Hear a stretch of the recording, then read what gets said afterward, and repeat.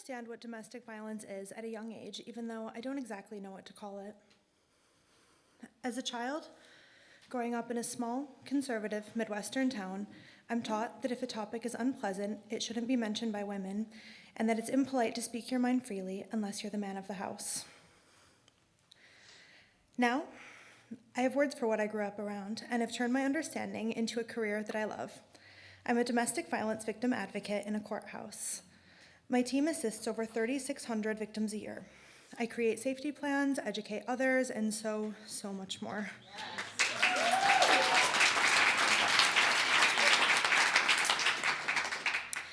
I learned that violence during pregnancy increases and that abortion services help victims stay safe. So I help by writing abortion referrals for clients whose abusers get them pregnant as a form of control. Teaching about domestic violence should help me recognize red flags when looking for potential partners. But the first time I give it a shot, the experience ends terribly. I'm stalked by a man, let's call him James, for months. A scary situation that ended with me calling the cops after I catch him on security footage throwing a giant teddy bear on my porch when I'd never told him my address. Eventually, though, I decide to give dating another try. I meet another man, we'll call him Drew, a handsome, successful business owner who used to play for the NFL. We take a liking to each other instantly and video chat nightly for weeks. He seems genuine and respectful, no red flags like James. It's a cold January night, and Drew and I are finally meeting up in person. I'm so excited. Shortly after arriving, however, Drew leads me into his bedroom. We start having sex, and he starts becoming rough with me. I feel sharp, stabbing pains inside me. That hurts, I tell him, but he doesn't respond. Stop, I yell again, but again, no response. Instead, he hits me and continues on. After the incident, he starts cooking dinner like nothing happened. I sit in his room in disbelief until I work up the courage to tell him that I'm leaving. I just have to take my dogs out, I lie, trying to find any excuse to leave. No, he tells me sternly. He assaults me 3 more times before finally letting me leave with one final kiss that tastes of the blood he'd drawn. How did I not see the signs I know so well, I find myself thinking. With all of my education, I knew exactly what to look for, but it didn't stop it from happening. At a loss of what to do, I called the police and report what happened. They told me the case would never make it to trial, and they recommend I just reach out to their victim services unit, a place that I'd been volunteering for almost 2 years now. In fact, I've worked for all my local domestic violence resources. I don't want my coworkers to know what happened to me, so I do my best to find help while skirting around the same resources that I refer all my clients to. I feel like I have nowhere to turn. I don't leave the house because I'm afraid I'll run into Drew.